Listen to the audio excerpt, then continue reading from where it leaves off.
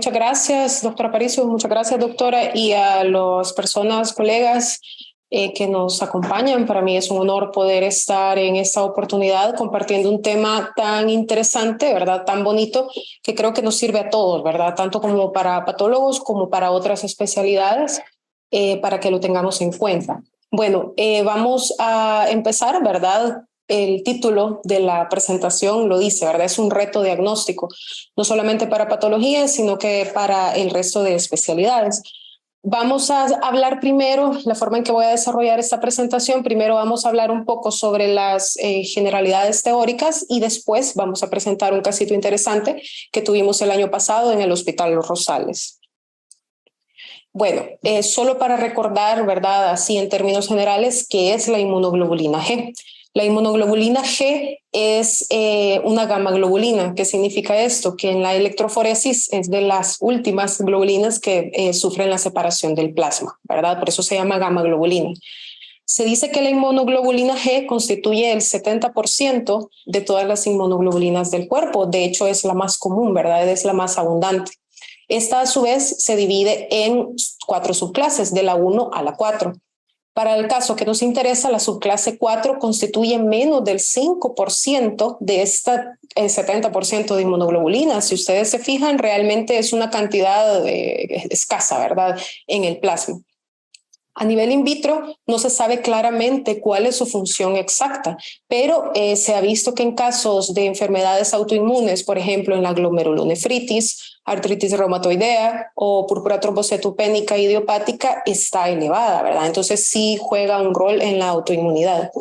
Se dice que la porción FC de la inmunoglobulina, que es la fracción cristalizada, es la que tiene significancia clínica para los diagnósticos. Y también se dice que tiene una función monomérica. ¿Qué significa esto? Que está en la superficie de la célula, ¿verdad? Hay inmunoglobulinas que son monoméricas, plasmáticas. Para el caso, esta es monomérica. Ahora, para poder hablar de enfermedad por IgG4, tenemos que preguntarnos de dónde viene esto, ¿verdad? Así que vamos a tocar un poco de historia para que nos ubiquemos realmente sobre esta patología. Allá por los años 60, ¿verdad? Se empezó a estudiar, como esto de la inmunología estaba en auge, ¿verdad? Estaba en sus inicios en ese momento. Se empezó a ver que había una entidad en la cual había una hipergamaglobulinemia, ¿verdad? Una elevación de las gamaglobulinas y que era principalmente la pancreatitis. Entonces, diferentes escuelas, diferentes estudios empezaron a separar esta pancreatitis de las demás pancreatitis de otro origen, por ejemplo, local. Y se separó en un grupo de pacientes con pancreatitis con hipergamaglobulinemia. Pero fue muchísimos años después, ¿verdad? Alrededor de 30 años después, que en Japón se le dio el diagnóstico a esta entidad de pancreatitis autoinmune. Esto fue en Japón, allá por los mediados de los años 90. Un par de años después, siempre en Japón, luego de ver que estos pacientes, su pancreatitis era de origen autoinmunitario, se empezaron a analizar sus niveles séricos de inmunoglobulinas y se dieron cuenta que esos pacientes tenían una elevación bastante marcada de la inmunoglobulina G4. Entonces esto les llamó bastante la atención, ¿verdad? ¿Por qué la inmunoglobulina, G4, que es la que está en menor cantidad en el plasma, por qué se encuentra tan elevada en estos pacientes?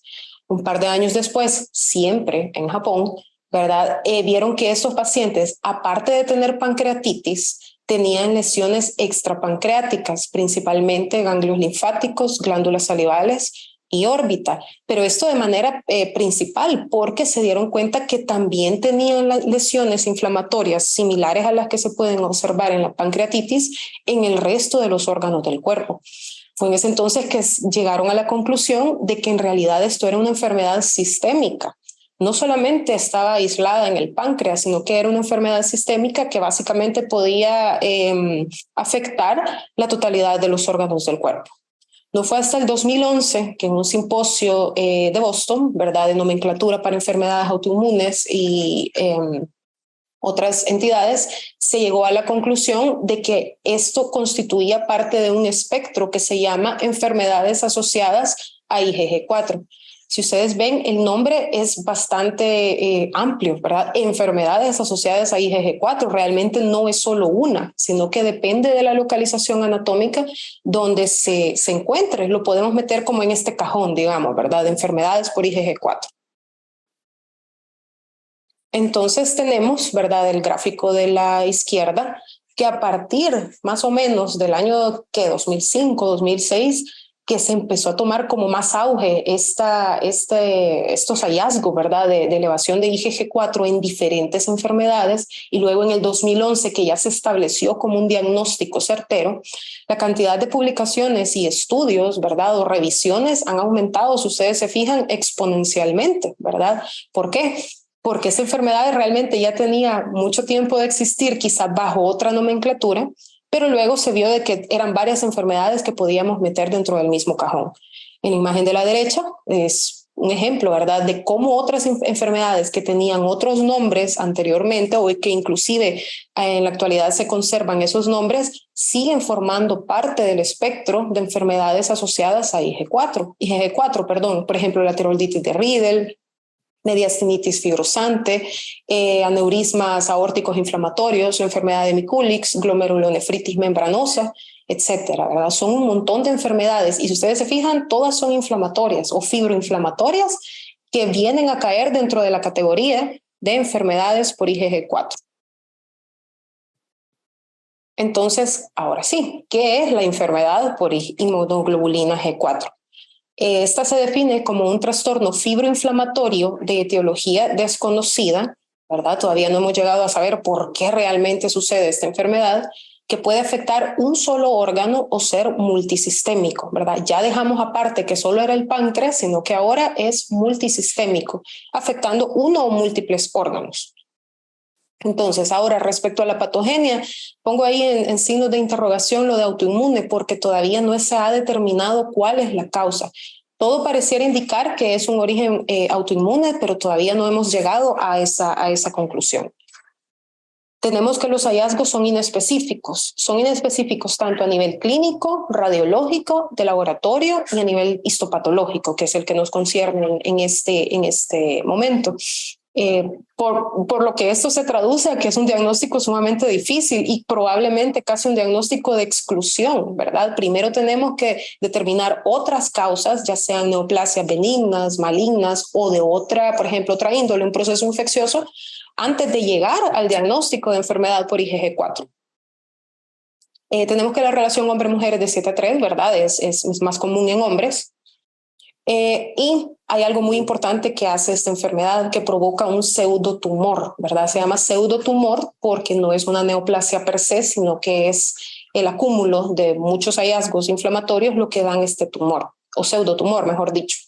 Ahora, entre signos de interrogación, malignidad, ¿por qué? Porque hay una gran cantidad de revisiones y artículos en los cuales se ha visto que este tumor o este pseudotumor se puede confundir con una neoplasia maligna, principalmente linfoma, como nos comentaba el doctor, o inclusive carcinomas, ¿verdad? Entonces, ahí es donde viene como la cascarita, ¿verdad? Ahí es donde viene como la dificultad de esta enfermedad.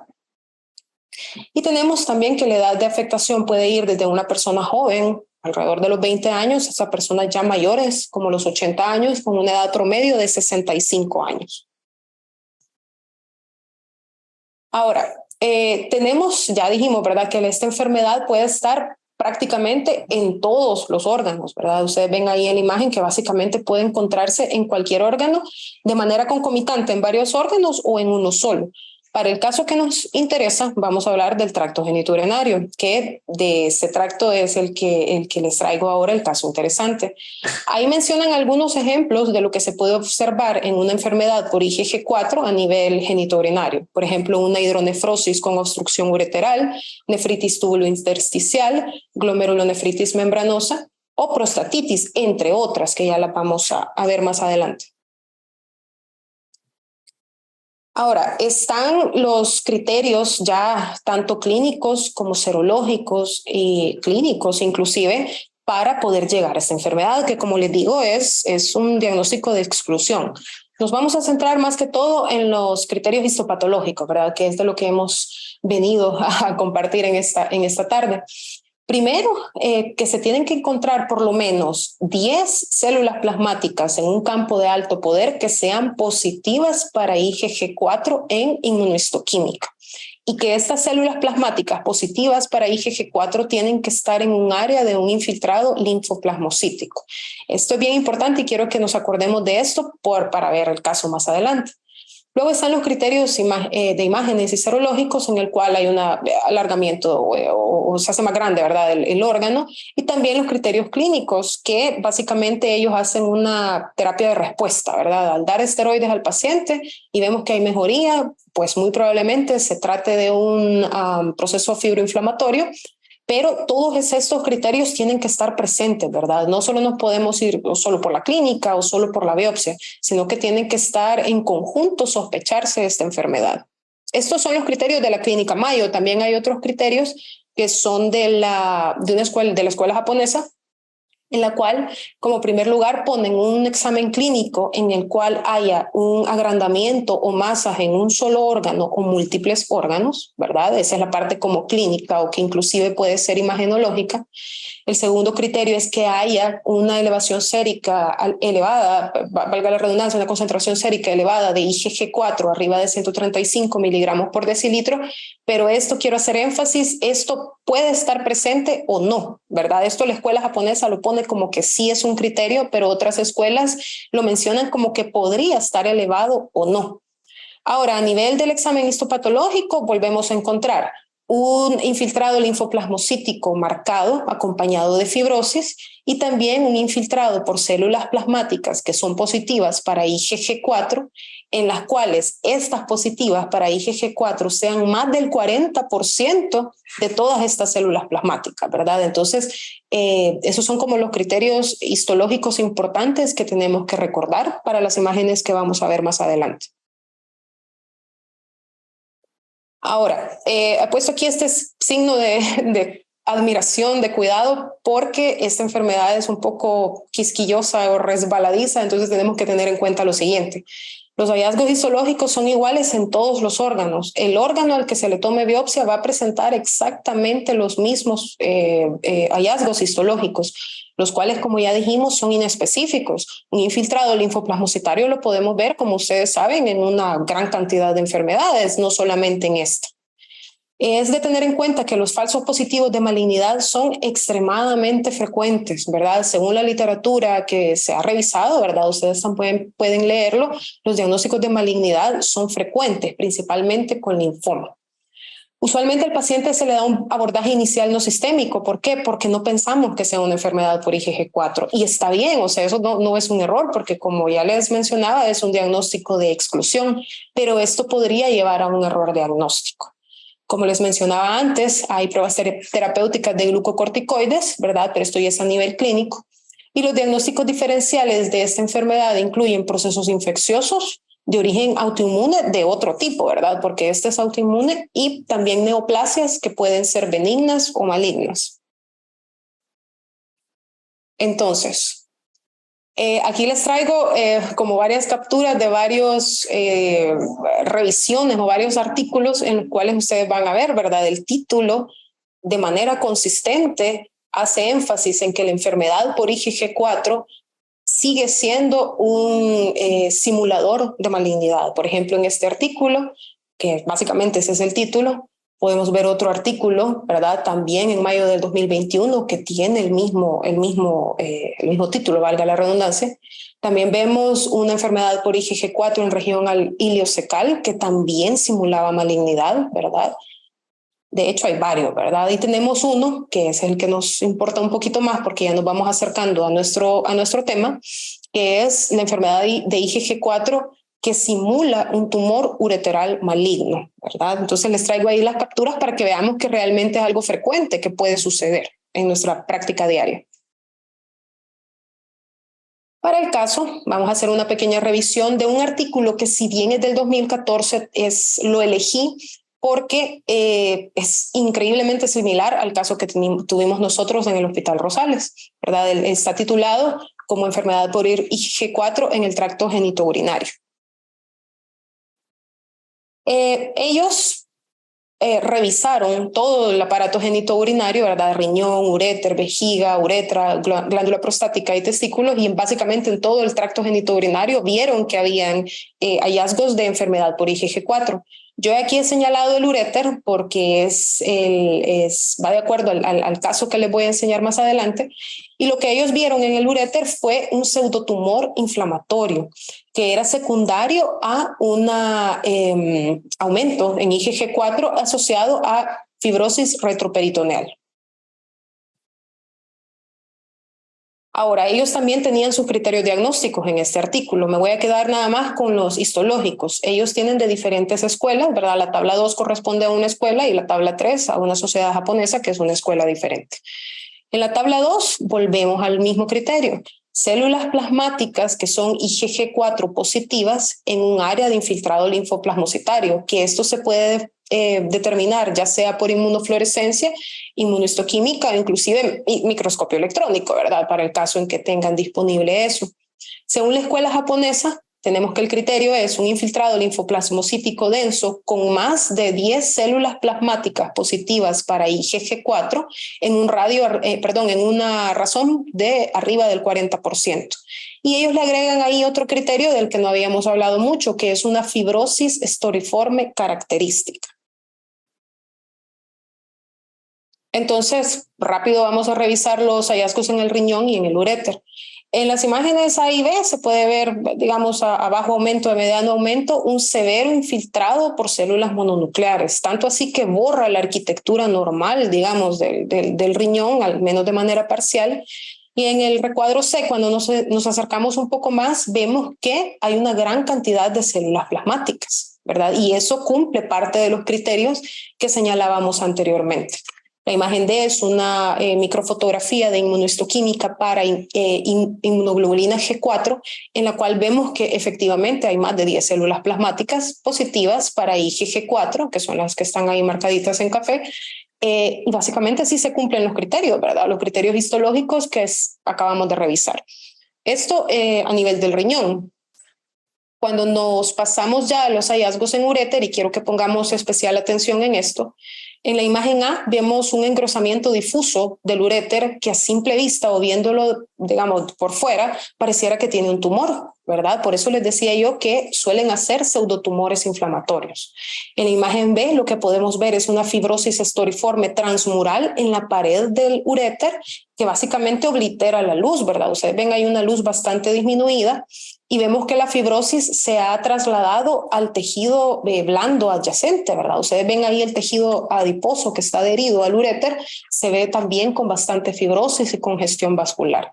Si nos acercamos un poco más en la imagen C, que ya es como la luz del uréter, vemos ahí que superficialmente está el urotelio con cambios reactivos inflamatorios y que ya debajo de este urotelio tenemos un denso infiltrado linfoplasmocítico que en ocasiones probablemente podría simular un linfoma o, por ejemplo, un carcinoma urotelial que es el que es rico plasmocitoide, ¿verdad? Que ya conocemos que existe esa variante.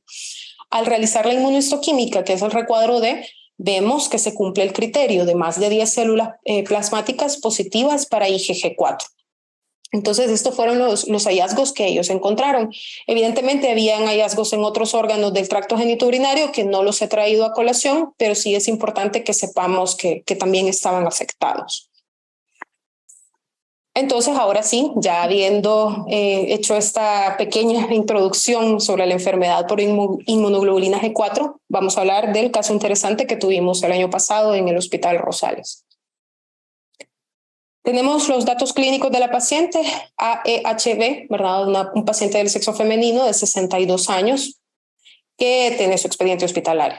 Como antecedentes personales, era una persona hipertensa desde hace 20 años, pero también tenía diabetes tipo 2 desde hace 8 años, ambas controladas, ¿verdad? Estaba estable con eso. Eso es importante tenerlo en cuenta porque ya nos podemos ir imaginando que tiene cierto grado de daño renal, ¿verdad? A estas alturas. Respecto a antecedentes familiares, la paciente refiere que la hermana falleció por un cáncer hepático y el papá por un cáncer de próstata. Entonces, nos hace pensar que probablemente tenga ahí el gen, ¿verdad?, de las neoplasias malignas. Luego, con respecto a antecedentes médicos, tiene diferentes antecedentes por úlceras varicosas, tuvo un ictus en 2014, tratamiento médico, empezó sus controles en 2019 en nefrología por enfermedad renal crónica, o sea, ya tenía diagnóstico de enfermedad renal crónica, Pero para lo que nos interesa, en julio del 2021, un ginecólogo particular la refiere a urología porque estaba presentando hematuria y tenía ahí una ultrasonografía abdominal que sí daba ciertos indicios de que había un problema renal. En esa fecha de julio de 2021, que fue evaluada por urología, ellos referían un año de dolor en hipogastrio y hematuria macroscópica. En esta ultraabdominal particular, con la que la refirieron, le ponían que tenía una uropatía obstructiva, una hidroureteronefrosis izquierda, esteatosis hepática y una vejiga normal. En ese mismo mes de julio de 2021, en urología le hacen una ureteroscopía más una colocación de catéter doble J en el lado izquierdo. Los hallazgos que describe el especialista es un meato ureteral izquierdo cerrado, ¿verdad? Por lo que le pusieron el catéter y le tomaron una biopsia, ¿verdad? Porque vieron que ahí había una alteración en el uréter. Ahora, la biopsia que le tomaron en julio del 2021 es esta, ¿verdad? Lo que podemos ver es una pared vesical con un severo infiltrado inflamatorio linfoplasmocitario, bastante fibrina, bastante edema, incluso podemos ver cómo cierta parte de la muscular de la mucosa se ve quizás un poco afectada por el infiltrado inflamatorio. Y tomando en cuenta, ¿verdad?, que tenía ese antecedente, que estaba totalmente obliterado el uréter, ¿verdad?, incluso la boleta decía que había sospecha de tumor ureteral, se le dejó un estudio de inmunohistoquímica, el cual solo traigo el resultado porque realmente fue un hallazgos inespecíficos inflamatorios. Se le dejaron marcadores CD3, CD20 y CD38 para identificar linfocitos y plasmocitos. Estos fueron observados de manera difusa, ¿verdad?, como un infiltrado inflamatorio.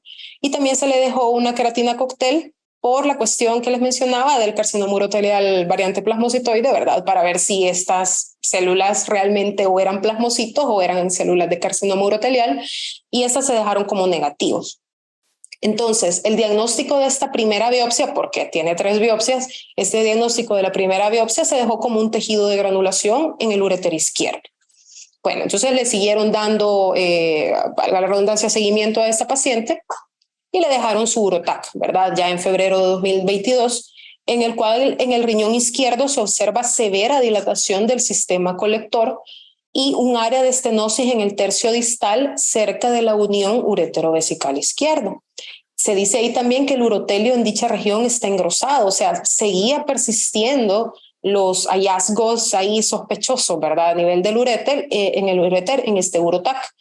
El diagnóstico se dejó como una hidronefrosis severa izquierda por un área de estenosis en el tercio distal del uréter. Y además ellos le describen un engrosamiento del urotelio en el tercio distal del uréter izquierdo. O sea, todavía seguíamos como la sospecha clínica, ¿verdad? Realmente a urología le parecía que era maligno, entonces realmente sí también fueron un manejo bastante cercano y bien insistente por el hecho de que ellos consideraban de que había algo maligno ahí.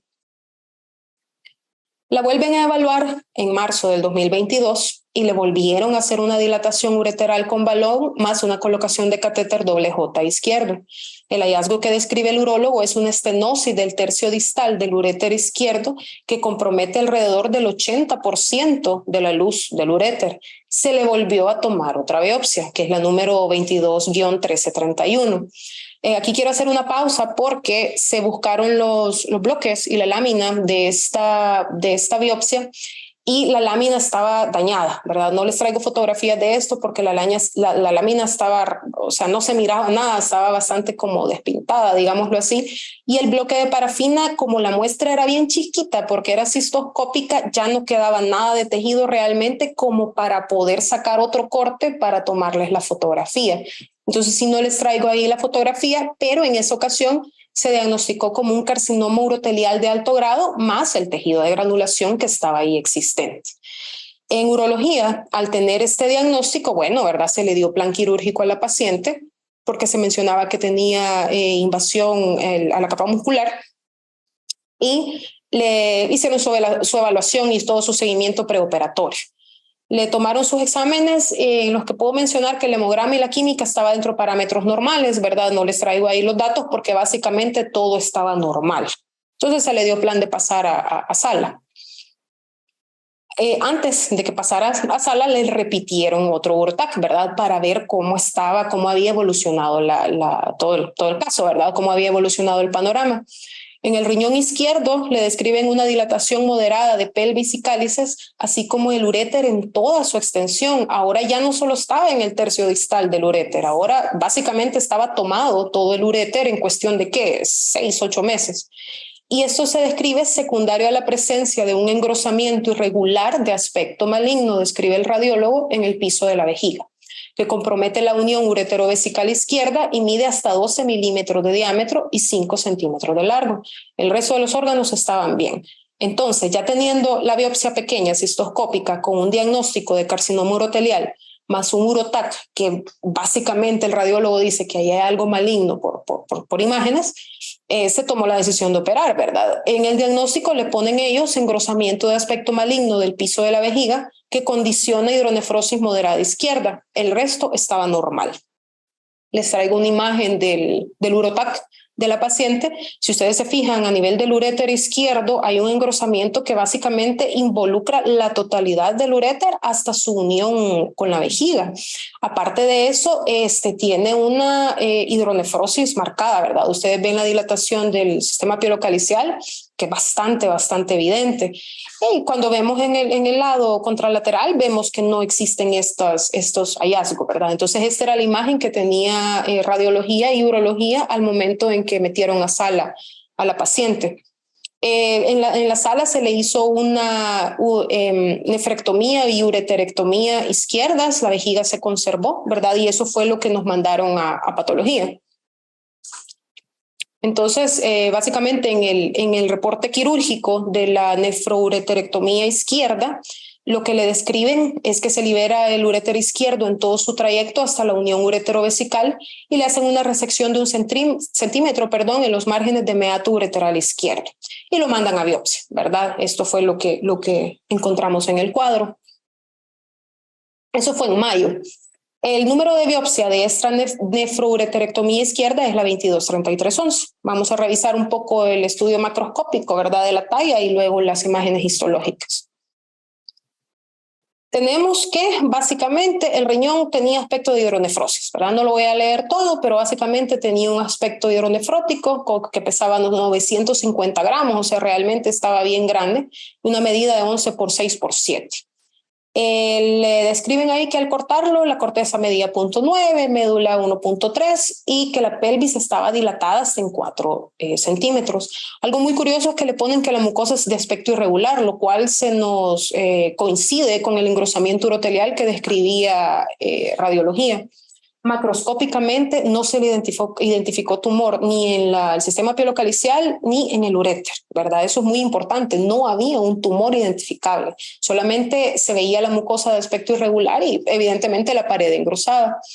El uréter medía 15 por 1.2, ¿verdad? Y le ponen que la pared se engrosaba hasta 0.5 centímetros, que pues para el uréter eso ya es algo bastante marcado. Y le ponen que la luz estaba permeable, no se reconocen tumores en todo su trayecto, algo muy importante. Durante la talla macroscópica nunca se identificó un tumor, solamente que se veía la hidronefrosis y la mucosa engrosada del uréter. La glándula suprarrenal estaba bien, no tenía mayor cosa. Ahora, yo les traigo esta foto y les he hecho ahí al lado derecho como un dibujito porque ya estaba cortada el riñón, ¿verdad? Ya estaba tallado, pero lo que se puede observar es ahí en color amarillo y verdecito, ahí el sistema pielocalicial y en el color celestito, el inicio, digamos, del uréter y lo anaranjado que es parte del parénquima renal. Si ustedes se fijan, hay una hidronefrosis considerable, ¿verdad? Una dilatación del sistema de la pelvis renal y el uréter se ve engrosado, ¿verdad? Otra cosa que es muy llamativa de este riñón es el color que tiene, ¿verdad? Se observa como congestivo y ustedes lo van a poder verificar en las imágenes histológicas que les voy a enseñar ya en otro momento. Entonces, esta era como la imagen macroscópica. Tengo también una imagen macroscópica del uréter, o al menos un fragmento, ¿verdad? Porque no traigo toda la imagen del uréter, que era este. Si ustedes se fijan, sumamente engrosado, con una apariencia congestiva, un color castaño oscuro, ¿verdad? Que indica ahí una congestión vascular. La mucosa se ve de un aspecto como rugoso, pero en ningún momento se ve tumor. Si ustedes se fijan en la pared, está engrosada, ¿verdad? Bastante engrosada, inclusive macroscópicamente se logran ver los vasos hiperémicos en la parte, o congestivos, perdón, en la parte de la pared del uréter. Entonces, así se miraba macroscópicamente. Ahora, en el estudio microscópico, que ahí es donde se pone un poquito más interesante, les traigo una imagen a bajo aumento del parénquima renal. Lo primero más llamativo es la congestión vascular, que se correlaciona con lo que veíamos en el macro, ¿verdad? Ese color como oscuro que notábamos. El resto de cambios sí son un tanto inespecíficos. ¿Por qué? Porque los cambios, que de hecho se ven mejor en la siguiente diapositiva, los cambios que tiene son cambios de pielonefritis crónica, ¿verdad? Y daño renal crónico que creeríamos nosotros que está asociado a la enfermedad renal crónica que ya tenía la paciente, ¿verdad? No hay forma de decir que esto sea por la enfermedad por IgG4 o por una pielonefritis crónica, que la verdad, por los cambios vasculares que ustedes ven, ¿verdad? La fibrosis historiforme, la hialinización, tiroidización tubular, hay disminución en el tamaño de los glomérulos, el infiltrado inflamatorio intersticial mononuclear, todo eso nos indica que hay una pielonefritis crónica aunada al daño renal crónico que ya tenía la paciente. Entonces, esta es como la imagen ya del parénquima renal que ustedes pueden observar ahí con mejor detalle. Luego tenemos una foto del uréter. Esta sí la quise hacer un poquito alejada porque es bastante interesante. Si ustedes se fijan, la pared de la capa muscular del uréter está sumamente fibrosa, ¿verdad? Una fibrosis historiforme, y lo vamos a ver más adelante en una imagen a mayor aumento. Tiene una congestión vascular marcada, ¿verdad? Hay un montón de vasos sanguíneos congestivos. Si ustedes ven el tejido adiposo que está alrededor del uréter, tiene fibrosis, lo cual recuerda mucho a la imagen que veíamos del artículo que les mencioné. Se extiende esa fibrosis al tejido blando que está alrededor del uréter.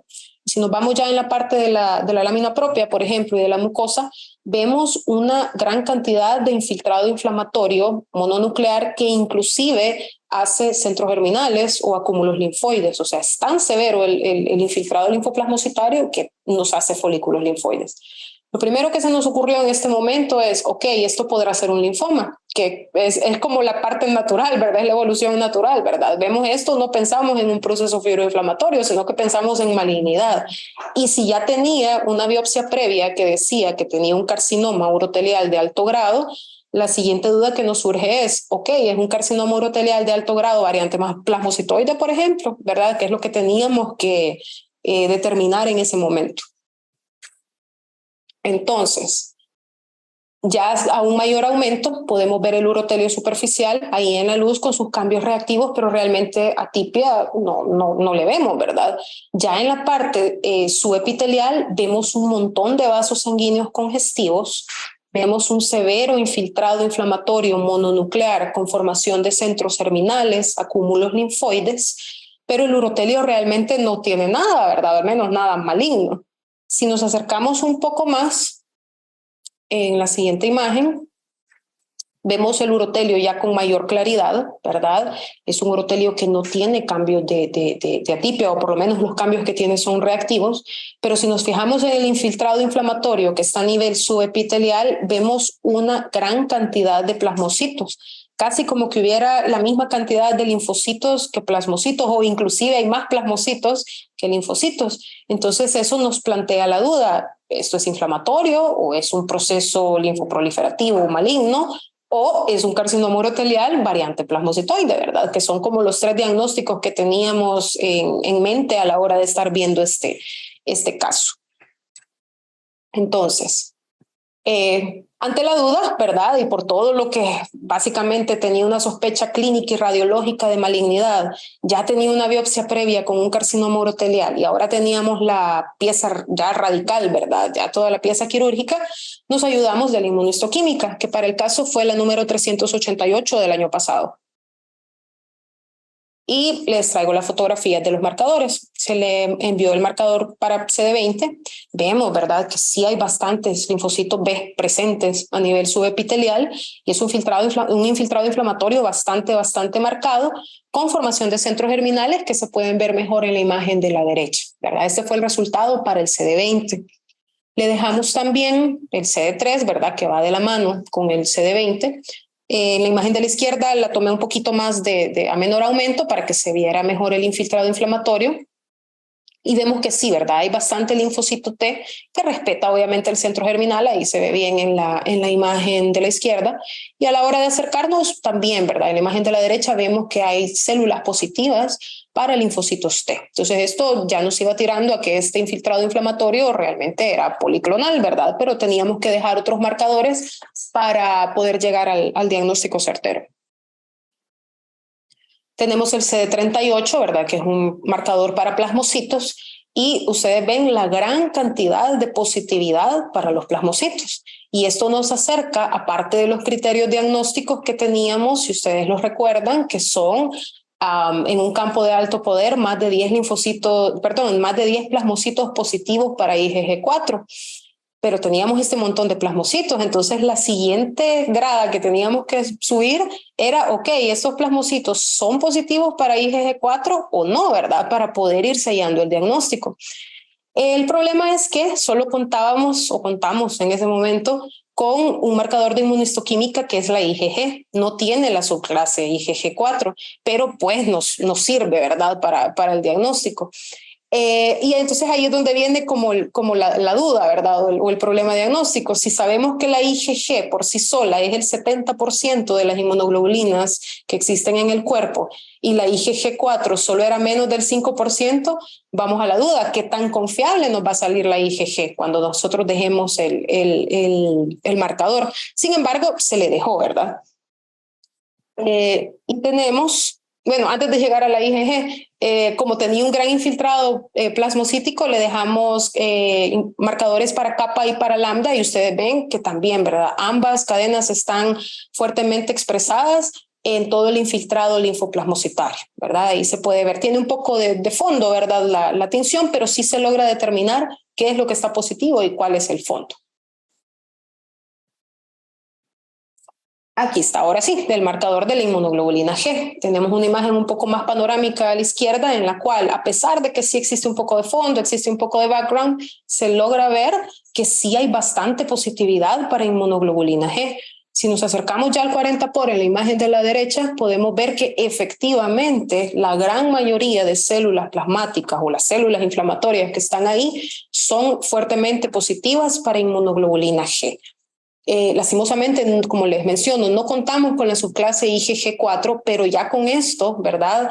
Creo que queda descartado el diagnóstico de carcinoma urotelial variante plasmocitoide y que de hecho traigo otros marcadores que son epiteliales para poder sacar ese diagnóstico, ¿verdad? Para que lo podamos excluir. Pero esta imagen sí es bien importante, ¿verdad? La inmunoglobulina G, que sí está fuertemente expresada por las células que están ahí.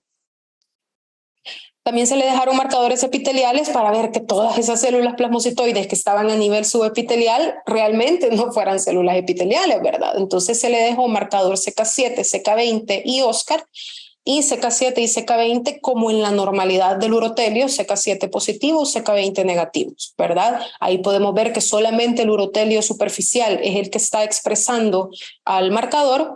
Y también se le dejó un marcador Oscar en el cual vemos que solamente el urotelio superficial es el que está al positivo como en la normalidad, ¿verdad? Como debería ser.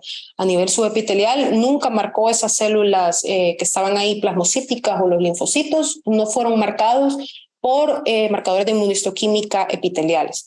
Entonces ya con esto ya básicamente descartamos el carcinoma urotelial que se había visto en la biopsia pequeña, que hago énfasis en esto, o sea, no podemos decir realmente que no había malignidad porque podría ser que en esa muestra pequeña sí hubiera un carcinoma urotelial secundario asociado a todo este proceso inflamatorio. Ahora bien, puede haber sido extirpado de manera completa en la biopsia cistoscópica, ¿verdad? Y eso es totalmente válido, así como les mencionaba, que esta enfermedad se puede simular una malignidad, como les mostré en las imágenes de las revisiones bibliográficas. Entonces el diagnóstico que se le puso a esta biopsia fue una ureteritis inespecífica izquierda, entre paréntesis, probablemente secundaria a IgG4. ¿Por qué probablemente? Porque no tenemos el marcador IgG4. Pero si hacemos la correlación entre todo lo que veníamos viendo de la clínica, las imágenes, el estudio histopatológico y la inmunistoquímica, muy probablemente se haya tratado de un caso de un órgano aislado con IgG4 que no se pudo sellar al diagnóstico por falta de la subclase 4. Pero si vemos, ¿verdad? Si analizamos el caso, realmente es una posibilidad diagnóstica bastante fuerte esta enfermedad. También como segundo diagnóstico se le dejó una pielonefritis crónica izquierda y por supuesto la hidronefrosis izquierda, que ya eran cosas agregadas, ¿verdad? Diagnósticos agregados a esta paciente. Se le dejó un comentario, ¿verdad? Se le dejó un comentario que podían haber otros diagnósticos diferenciales. Existe una entidad que se llama ureteritis idiopática que tiene bastante hallazgos histopatológicos similares a la enfermedad por IgG4, ¿verdad? Lo que varía es la expresión de la inmunoglobulina G4, pero de ahí el infiltrado linfoplasmocitario, la fibrosis, la afectación de varios órganos, perdón, la afectación de los órganos adyacentes también sucede. Otro diagnóstico diferencial era un pseudotumor inflamatorio, pero aquí volvemos a lo mismo, el pseudotumor inflamatorio cae dentro del cajón de enfermedad por IgG4, entonces realmente no nos vamos muy lejos, ¿verdad?, con ese diagnóstico diferencial. Y como tercer diagnóstico diferencial se le colocó un proceso obstructivo e inflamatorio secundario a una neoplasia maligna extirpada en su totalidad en la segunda biopsia. ¿Por qué? Porque la segunda biopsia que se le tomó era certera en que existía un carcinoma urotelial que probablemente se le hizo extirpación total en el momento en que se le hizo la cistoscopía, ¿verdad? Ahora, ¿qué podemos concluir de todo esto?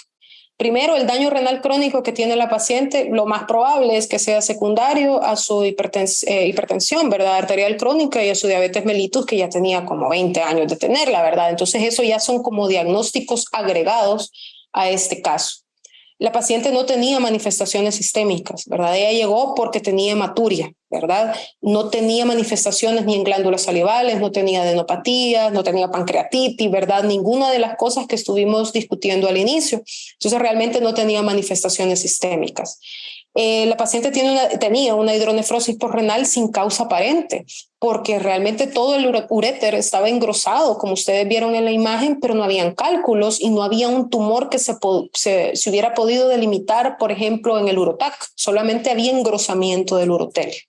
El diagnóstico inicial fue de neoplasia maligna, ¿verdad? Lo cual es totalmente esperado en estos casos, como lo he venido repitiendo, ¿verdad?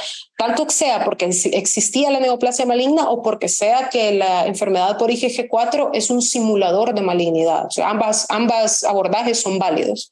Ya en la cirugía radical, que ya tuvimos toda la pieza, se llegó al diagnóstico de un proceso inflamatorio, como es esta enfermedad.